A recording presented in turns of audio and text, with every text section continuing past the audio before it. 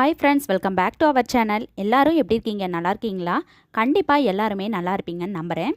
இன்றைக்கி இந்த வீடியோவில் கார்த்திகை தீபத்திற்கு ஏற்றி வைத்த எல்லா மண் அகல் விளக்குகளையுமே எண்ணெய் பிசுப்பு இல்லாமல் கைப்படாமல் 5 நிமிஷத்தில் எப்படி சுத்தம் செய்கிறதுன்னு தான் இந்த வீடியோவில் பார்க்க போகிறோம். நம்ம எல்லார் வீட்லேயுமே கார்த்திகை தீபத்திற்கு அகல் விளக்கு ஏற்றி வச்சுருப்போம். கட்டாயமாக குறைஞ்சபட்சம் ஒரு 11 அகல் விளக்கையாவது நம்ம வீட்டில் ஏற்றி வச்சுருப்போம் இல்லையா? இந்த மண் அகல் விளக்குகளை எண்ணெய் பிசுப்பே இல்லாமல் நம்ம வச்ச மஞ்சள் குங்குமம் போக க்ளீன் பண்ணி எடுத்து வைக்கிறது அப்படிங்கிறது கொஞ்சம் கஷ்டமான விஷயம்தான். முதல்ல மண் அகல் விளக்கில் இருக்கக்கூடிய எரிஞ்சு போன எல்லா திரிகளையுமே இந்த மாதிரி ஒரு டிஷ்யூ பேப்பர் எடுத்து தொடச்சி க்ளீன் பண்ணி எடுத்துருங்க. மண் விளக்குகளுக்கு உள்ள மீதம் இருக்கக்கூடிய அந்த எண்ணெய் பிசுப்பு, கருப்பு நிறம் படிஞ்சு இருக்கக்கூடிய அழுக்கு எல்லாத்தையுமே ஒரு டிஷ்யூ பேப்பர் இல்லைன்னா காட்டன் துணி வச்சு தொடச்சி எடுத்துருங்க.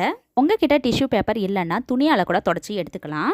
இந்த மாதிரி ஒவ்வொரு அகல் விளக்கையுமே டிஷ்யூவால் நம்ம தொடச்சி எடுத்தாலும் கூட அதில் உள்ள எண்ணெய் பிசுக்கு முழுமையாக போகாது. ஆனால் ஒரு சுலபமான முறையில் கஷ்டப்படாமல் இந்த மண் அகல் விளக்குகள் எல்லாத்தையுமே சுத்தப்படுத்திடலாம். ஒரு துளி எண்ணெய் பிசுக்கு கூட இல்லாமல், அதுவும் கையில் தேய்க்காமலேயே. அது எப்படி அப்படின்றத பற்றி தான் இந்த வீடியோவில் தெரிஞ்சுக்க போகிறோம். வீடியோக்குள்ளே போகிறதுக்கு முன்னாடி நம்ம சேனலை இப்போ தான் ஃபஸ்ட் டைம் பார்க்குறீங்கன்னா சப்ஸ்கிரைப் பண்ணிட்டு பாருங்கள். அதுக்கு பக்கத்தில் இருக்க நோட்டிஃபிகேஷன் பெல் ஐக்கானையும் கிளிக் பண்ணிக்கோங்க. வாங்க இப்போ வீடியோக்குள்ளே போகலாம். இந்த மாதிரியே நம்ம எடுத்து வச்சிருக்கக்கூடிய எல்லா அகல் விளக்கையுமே தொடச்சி எடுத்துக்கலாம். இப்போ நம்ம தொடச்சி எடுத்த எல்லா அகல் விளக்கையுமே இந்த மாதிரி ஒரு பிளேட்டுக்கு மாற்றி எடுத்துக்கலாம். இப்போ பார்த்தீங்கன்னா அகல் விளக்கு எல்லாமே கழுவுறதுக்கு தயாராக இருக்குது. அடுத்ததா ஒரு அகலமான பாத்திரத்தை அடுப்பில் வச்சுக்கோங்க. அந்த பாத்திரத்தில் 3/4 பாகம் அளவு தண்ணீரை ஊற்றிக்கங்க. தண்ணி ஊற்றினதுக்கு அப்புறமா அந்த தண்ணி நல்லா கொதிக்க விடுங்க. கொதிக்கிற தண்ணியில் 2 டேபிள் ஸ்பூன் அளவு சோடா உப்பு சேர்த்துக்கிட்டேன்.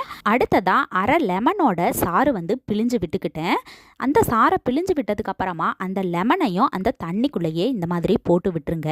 அடுத்ததா துணி துவைக்கும் பவுடர் இல்லைன்னா துணி துவைக்கும் லிக்விட் இல்லைன்னா பாத்திரம் தேய்க்க பயன்படுத்தக்கூடிய லிக்விட் எது வேணும்னாலும் நீங்கள் அந்த தண்ணியில் சேர்த்துக்கலாம். நான் வாஷிங் பவுடர் தான் சேர்த்துருக்கேன். உங்களுக்கு எது விருப்பமோ அதை சேர்த்துக்கோங்க. ஆனால் அடுப்பை ஆஃப் பண்ணக்கூடாது. தண்ணி கொதிச்சுக்கிட்டே தான் இருக்கணும். நீங்கள் போட்ட பவுடரும் சோடா உப்பும் அந்த தண்ணியில் நல்லா கரைஞ்சிருக்கணும். இப்போ இது எல்லாத்தையுமே நம்ம சேர்த்ததுக்கு அப்புறமா ஒரு கரண்டியை வச்சு நல்லா இந்த மாதிரி கலந்து விட்டுக்கோங்க. கொதிக்கிற அந்த தண்ணியில் எண்ணெய் பிசுக்கு படிஞ்ச அகல் விளக்கு எல்லாத்தையுமே ஒவ்வொன்றா எடுத்து இந்த மாதிரி போட்டு விட்டுருங்க. போட்டதுக்கு அப்புறமா 5 நிமிஷத்துக்கு இந்த தண்ணியை நல்லா கொதிக்க விடுங்க. அதுக்கப்புறமா அடுப்பை ஆஃப் பண்ணிடுங்க. இந்த சுடு தண்ணி நல்லா ஆறணும். அது வரைக்கும் அகல் விளக்கு எல்லாமே இந்த தண்ணியிலேயே ஊற விட்டுருங்க. அடுப்புல இருந்து பாத்திரத்தை மெதுவாக கீழே இறக்கி வச்சிருங்க. இறக்கி வச்சதுக்கு அப்புறமா 1 மணி நேரம் அப்படியே விட்டுருங்க. அந்த தண்ணியும் நல்லாவே ஆறிடும். அகல் விளக்கு இருக்கக்கூடிய பிசுப்பிசுப்பும் அந்த தண்ணியில வந்திருக்கும். இப்போ இந்த பாத்திரத்துல தண்ணியில இருக்கக்கூடிய மண் அகல் விளக்குகளை ஒன்னொன்னா உங்களோட கையில எடுத்து பாருங்க. கொஞ்சம் கூட எண்ணெய் பிசுப்பே இருக்காது. அடுத்ததா இன்னொரு பாத்திரத்துல தண்ணி எடுத்துக்கோங்க. அந்த நல்ல தண்ணியில இந்த விளக்கு எல்லாத்தையுமே போட்டு கழுவி எடுத்தாலே வேலை ரொம்ப ஈஸியா முடிஞ்சிரும். அகல் விளக்குல பாத்தீங்கன்னா ஒரு சொட்டு எண்ணெய் பிசுக்கு கூட இருக்காது. ஆனா நீங்க திரி போட்டு தீபம் ஏற்றி இருக்கக்கூடிய இடத்துல அந்த கருப்பு லேசாக ஒட்டி இருக்க தான் செய்யும். அந்த கருப்பு போகணும் அப்படின்னா ஸ்பாஞ்சு இல்லைன்னா ஸ்க்ரப்பரை எடுத்து அந்த இடத்துல தேய்ச்சி கழுவுனா மட்டும்தான் போகும். பாருங்க, எல்லாத்தையுமே இந்த மாதிரி நல்ல தண்ணியில் மாற்றி எடுத்துக்கிட்டேன். கிட்ட ஒரு அகல் விளக்கு காட்டுறேன் பாருங்க. அதில் கொஞ்சம் கூட எண்ணெய் பிசுப்பே இல்லை. நம்ம கை வச்சு கழுவாமலே எவ்வளவு ஈஸியாக க்ளீன் பண்ணி எடுத்துட்டோன்னு பாருங்க. விளக்கோட முனையில் அந்த கருப்பாக இருக்கக்கூடியது போகணும் அப்படின்னா இந்த மாதிரி ஸ்க்ரப்பர் வச்சு தேய்ச்சி பாருங்க. என்னதான் நம்ம தேய்ச்சாலுமே அது அந்த அளவுக்கு கருப்பு போக செய்யாது. இந்த முறையில் சுத்தம் செஞ்சாலும் கூட தீபம் எரிஞ்ச இடத்துல இருக்கக்கூடிய அந்த கரு நிறம் முழுமையாவே போகாது.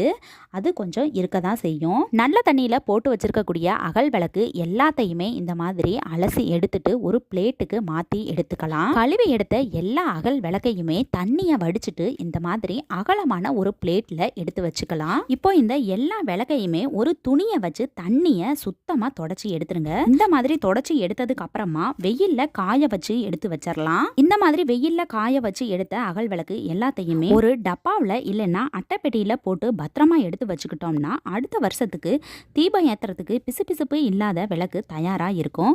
உங்களுக்கு இந்த டிப்ஸ் பிடிச்சிருந்தா ஒரு வாட்டி ட்ரை பண்ணி பாருங்க. இந்த முறையில் அகல் விளக்க சுத்தம் செஞ்சாலும் கூட தீபம் எரிஞ்ச இடத்துல இருக்கக்கூடிய கருமை நிறம் முழுமையாக போகாது. அது கொஞ்சம் இருக்க தான் செய்யும். துணியை வச்சு அழுத்தி தொடச்சி எடுத்து பாருங்க. முக்கால்வாசி அந்த கருநிறம் போகுமே தவிர கருப்பு நிறம் மட்டும் சுத்தமாக போகாது. மற்றபடி எண்ணெய் பிசுக்கு முழுமையாக போகிறதுக்கு 100% கேரண்டி. ட்ரை பண்ணி பாருங்க. இந்த வீடியோ உங்களுக்கு பிடிச்சிருந்தா ஒரு லைக் கொடுத்துருங்க. பயனுள்ளதாக இருந்தால் உங்கள் ஃப்ரெண்ட்ஸ் அண்ட் ஃபேமிலிக்கும் ஷேர் பண்ணுங்க. இது மாதிரியான பல பயனுள்ள தகவல்கள் தெரிஞ்சுக்கணும் அப்படின்னா நம்ம சேனலை மறக்காமல் சப்ஸ்கிரைப் பண்ணி வச்சுக்கோங்க. தேங்க்யூ.